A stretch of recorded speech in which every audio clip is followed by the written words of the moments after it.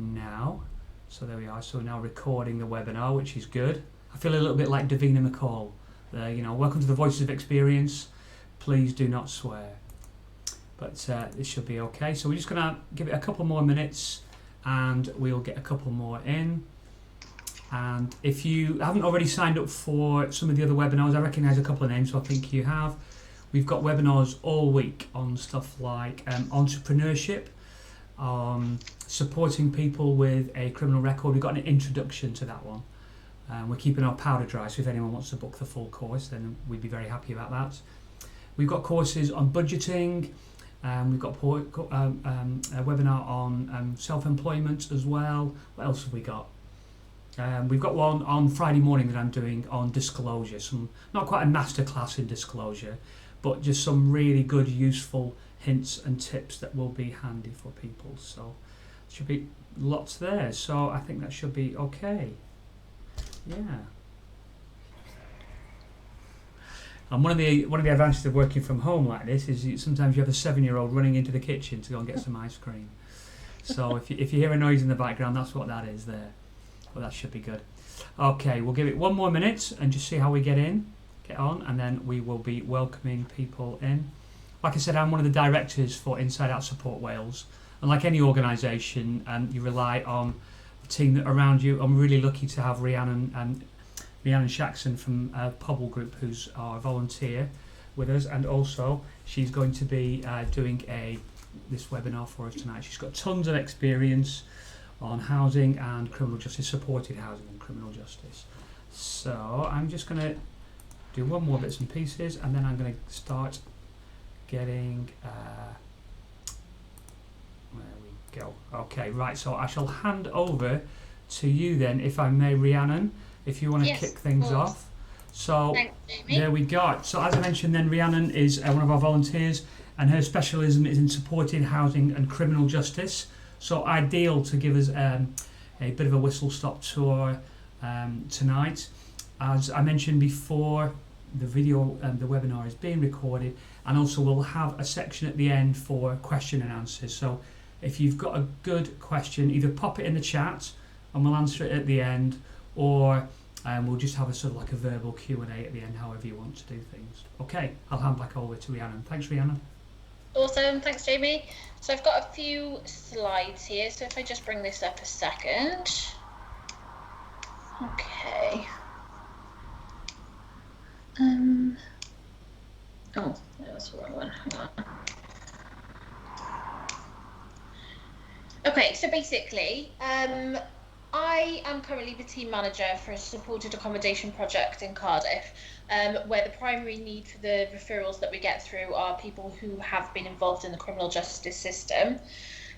So the guys at Inside Out Wales asked me to just give a small, background on what we do here and the housing process in Cardiff and how we specifically work with ex-offenders. This presentation is very Cardiff focused, because obviously that's where we're based. That's where my area of expertise is, so it is very Cardiff specific.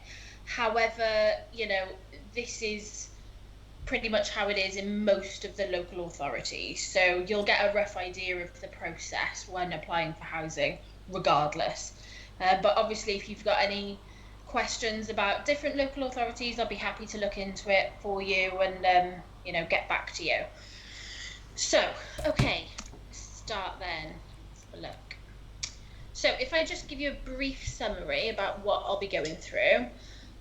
So we'll start off with basically accessing your local authority for housing, the duties a local authority may owe to you, a full duty to secure accommodation, the waiting list, Cardiff Council, and PRS, which is the private rented sector. Then I'll give a brief overview of supported accommodation and then the barriers that you might face if you have a conviction and you're applying for social housing. So,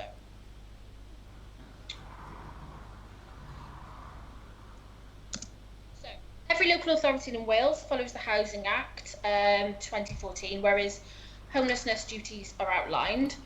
Upon contacting your local authority, there is an immediate duty to assess whether or not you're eligible for help, and this is 62 assessment, section 62. So basically, you would go to Cardiff Housing Options, take a ticket, walk through the door, sit down, and you have to wait to be seen. Could be 10 minutes, could be, you know, a couple of hours. You literally have to sit there and wait. And then you will speak to a housing officer in there. So a duty will be owed if you have applied for accommodation or you've applied for assistance in retaining your current accommodation. So if you're at risk of homelessness but you are actually in accommodation, they can also help you with that. Not all the time, but it's definitely one of the services that they offer. If it is evidence to the authority that you may be homeless or threatened with homelessness. For prison leavers, there's often pathways through prison caseworkers and housing intervention teams to access homelessness and housing services. I know in Cardiff, we did have the St Giles Trust, which they used to be assigned a caseworker and they would help you in accessing housing on your release. We have Justice Cymru. There's also a housing officer based in Cardiff Probation that supports prison leavers as well. So there is a lot of support whilst you're in prison. So, you know, obviously the aim is that you're not leaving and being street homeless. So there is a lot of support before you even get out there into the wild. So basically, you've been assessed by a housing officer and housing options, and they have decided they are going to take duty to you. I will say that you have to have a local connection from Cardiff for them to take duty to you. Whether that be that you've lived here for a certain amount of years, you're fleeing from another city, or you have family ties here. It's unlikely that, you know, if you left prison in a certain area and you walked into housing options in that where the prison is, they wouldn't take duty to you just because you'd been in prison in that area. So if they have accepted a duty to help you and you were considered as homeless on the day, then their immediate priority is to secure what is considered frontline accommodation. So when we say frontline accommodation, that's how you would describe homeless hostels. So it tends to be a lot of people in the same building. I know one of the hostels in Cardiff is 80 upwards with people. So it tends to be, very crammed. And there's quite a few of those in Cardiff. So you would be assigned a room there and just sent to the address for you to rock up and be booked in. So basically it's not secure accommodation, it's temporary accommodation. So it's not like you would be having this room for the next couple of years. It is very temporary. You would be assigned a key worker when you were there to look for alternative move-on accommodation. If you already have accommodation available to you, your local authority will accept a duty to prevent homelessness. So that could be, for instance, a rent rescue. So if you'd fallen behind on your rent and you were facing homelessness, they may look to contact your landlord and pay whatever is owed in order for you to avoid homelessness. Okay, so if homelessness prevention is impossible and interim accommodation, so as we said, frontline, is secured, the council will accept a Section 23 duty to secure accommodation. So the duty lasts for 56 days, and the local authority will have acknowledged that they need to use all of their resources to assist with securing settled accommodation.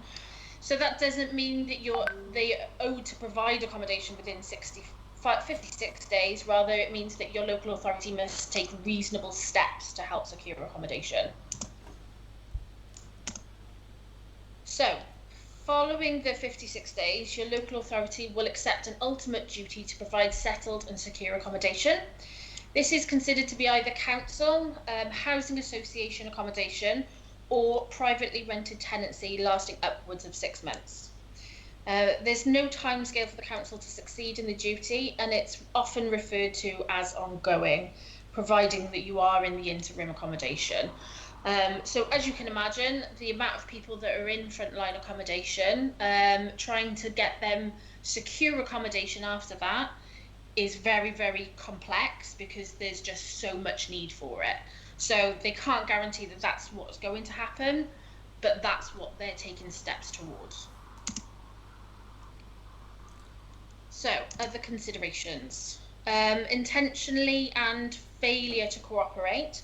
So if you're seen to be intentionally homeless or you fail to cooperate by abandoning interim accommodation, the council may end their duty towards you. So, for example, if you were assigned a room in a hostel in frontline accommodation and you were not utilising the room, if you were refusing to stay there, if there was a lot of antisocial behaviour, then you would obviously be asked to leave, and that would be considered as making yourself intentionally homeless. As I said before, you must have a local connection to your authority to which you're applying. In most authorities, you will only be made one offer of accommodation, and rejecting this, you could result in the council ending their duty to help you. So, for instance, if you were made an offer in an area you didn't particularly want to be in, if you rejected that, you could be running the risk of them basically taking you off the list. However, there is always an appeals process. So if there are genuine reasons, not that, there's not enough parks or there isn't a garden, then they will look at an appeal, and, fingers crossed, another property would be offered to you. You can appeal most, as I said, you can appeal most decisions, and you can actually appeal the level of the duty that they've given you. So, the waiting list for council accommodation. So, I don't know if you remember, but, back in the 70s, everyone had a council house. It was all happy days, and, people were just on the list, and they got it, and they stayed in there for life. And they were, good times, but unfortunately that doesn't really happen anymore. And the waiting lists for council accommodation are astronomical in Cardiff. So, there's not a lot of options. Local authorities manage applications for accommodation in different ways. You may be banded into a group based on your need, and an offer will be made to you directly.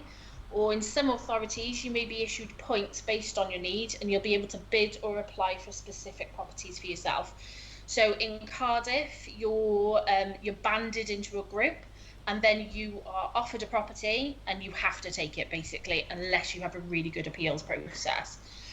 In other authorities, such as Newport, you're given a banding. You're issued a point. And then you have to go physically onto the website and bid yourself on properties that you like. So you can imagine how many people on that day are bidding. So you may do that for months and years on end sometimes, depending on what your points are. Okay, so if we just talk about Cardiff Council for a second. So Cardiff Council require you to select 4 high availability areas in their application. So bedroom need as well. You'll only be able to apply for a 1-bedroom property if you're single. And obviously children will only be considered as part of your bedroom need if you're the primary carer. So if you've got dual custody of a child, you've got no chance of getting a 2-bedroom. It's just not going to happen. So you'll have to accept the 1-bed. So as you can see, there aren't too many high availability areas in Cardiff. So it's slim pickings, unfortunately. Okay, the numbers. So, Jamie, if I ask you, see if you can have a guess for me before I go on to the next slide. Bear with me a second. Okay, so how many properties are offered per year to the applicants on the waiting list in Roath? So how many properties do you think are let in Roath to social housing? Oh, that's a tough one. So if I give you a number, if I say there's 257 social lettings in Roath, in Cardiff. Yeah. So how many new lettings per year do you get out of those 257? That's a tough one because Roath has got a high student population. So it has indeed. Yeah. So I'd say maybe I'll hedge my bets. I'll say 75. Okay, it's actually 38. 38. Okay. 38 per year, and Roath is classed as a high availability area. So you can, you're getting a picture here of how many lettings that we have. So if we look at a low availability area, so if we look at the city centre and Cathays, okay, there's only 63 eligible properties in those areas. How many do you think a year that we let? It's not going to be very high. I'd say maybe 10. It's 7, so you're not far off. So on average, there's approximately 408 lets per year in Cardiff. So for the amount of people that are on the waiting list, or they're in their SAMOP application process, that's not a huge amount of people. So what you can do is, if you're looking for social housing in Cardiff and you're on the list, you're waiting for your property to come up, as you can see here on the right, there is the Cardiff waiting list time calculator. So if you put in the property the area that you want to live in, it'll tell you how likely it is to come up for you.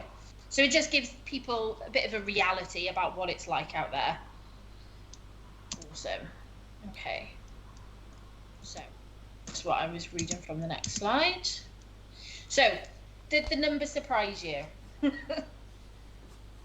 Definitely. So, eligible properties includes Cardiff Council accommodation, housing association accommodation, and registered social landlord accommodation. Little availability of council accommodation is felt in all areas of the country, and figures are proportionally similar in boroughs. So look. So what are we going to do? We've got no council houses. The list is too high. What are we going to do? So Cardiff Council were obviously swamped, and they had to come up with a solution. Private landlords are not historically been very lenient towards people looking for accommodation that have to apply for housing benefit. So you have to be a working professional or a student, usually with private landlords. So the Cardiff Council put together a PRS team, the private rented sector team, and they put together a strategy to work very closely with private landlords throughout Cardiff that were willing to be a bit more lenient with their tenant process. So the PRS team are our biggest friends. So more and more homelessness applicants, including prison leavers, are being guided towards privately rented accommodation, largely due to the lacking availability of council accommodation. So some of the pros, there's often financial support, grants, bonds and rents in advance. Each local authority has developed their own relationship with private landlords. So so basically it used to be called the Bond Board, but now that is part of the PRS team. So they will have a relationship with a private landlord. They'll see an applicant. They'll see that it fits this social landlord. Potentially they'll go to the property. They'll have a look around. They'll make sure that it's up to standard, and then they're willing to pay that bond for the applicant. So some of the cons of having a private landlord, a privately rented tenancy is not a secure tenancy, and due to something as simple as the landlord selling their property after 6 months, it could result in the applicants accessing homelessness services again. Relatively prejudiced sector that can at times show little compassion for those with convictions or those who receive benefits. So, I live in a privately rented tenancy, and I've had 3 landlords who've sold the property whilst I've been there, so I know it's not secure.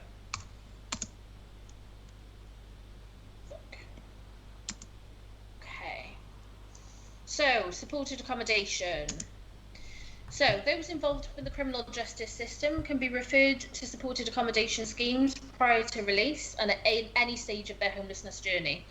Supported accommodation is for individuals who may be lacking the independent living skills to succeed on their own. This includes having substance misuse and/or poor mental health. Supported accommodation should be seen akin to temporary accommodation.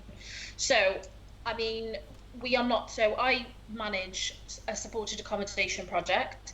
We are the only project in Cardiff that is just purely based on criminal justice.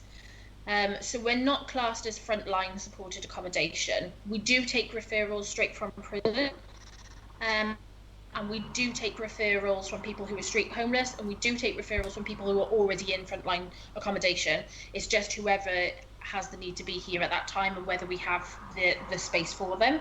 It's a little bit different to frontline in which it's very small. It's much smaller than most frontline projects. People tend to stay a little bit longer, so maximum a year. But from about 6 months, we're looking to move them on. People who come here need to be semi-independent. So basically, we're looking to move them on to their own accommodation, to either PRS or a social letting. So they need to have a certain level of independence in order for us to do that.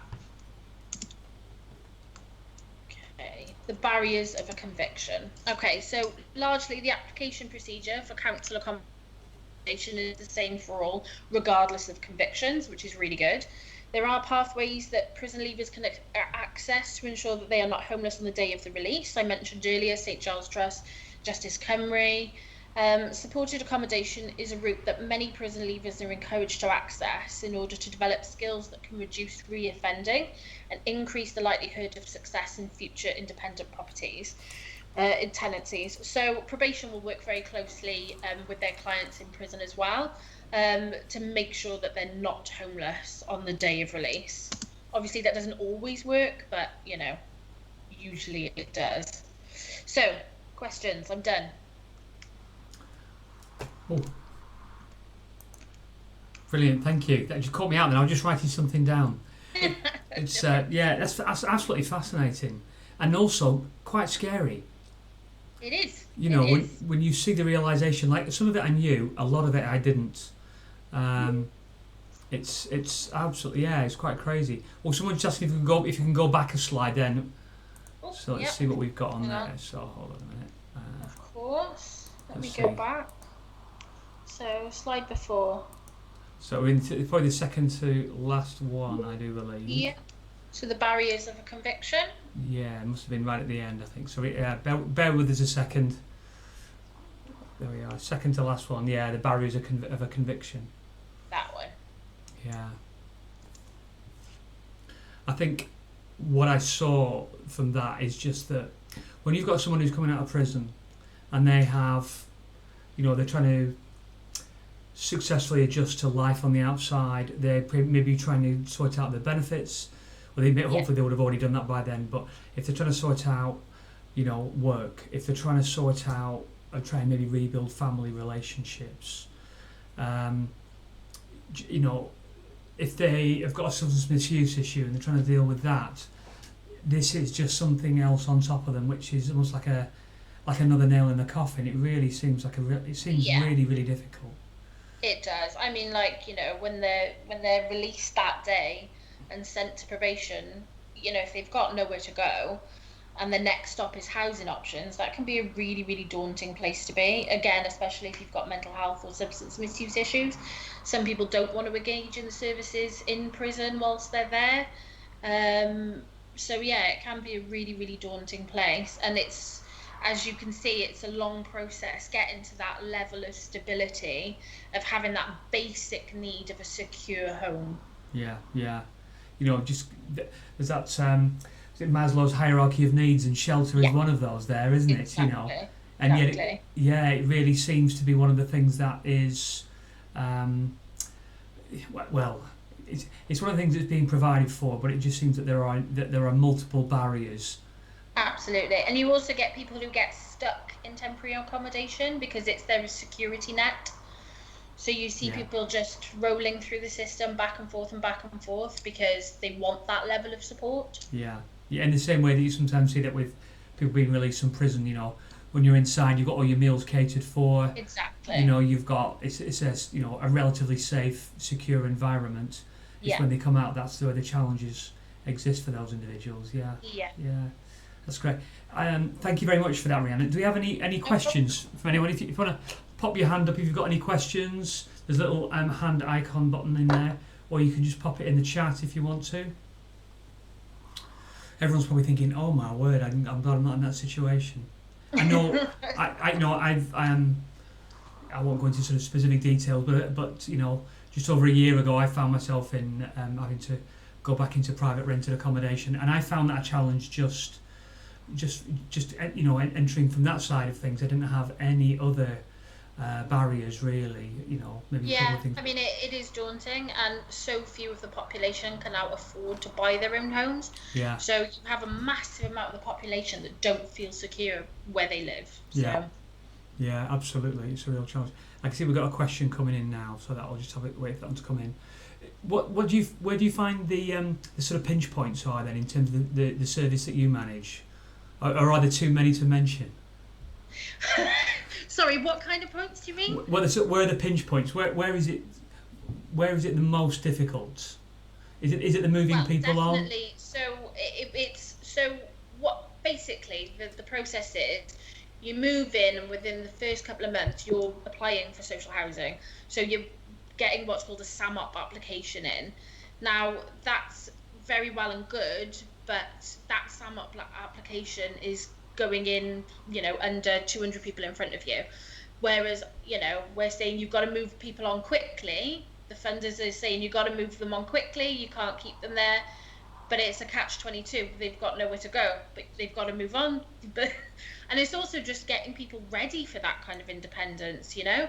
It's all very well and good applying for social housing for someone, but if you know that that person isn't ready for it, you're setting them up to fail. You're completely dashing their hopes, and it's not appropriate.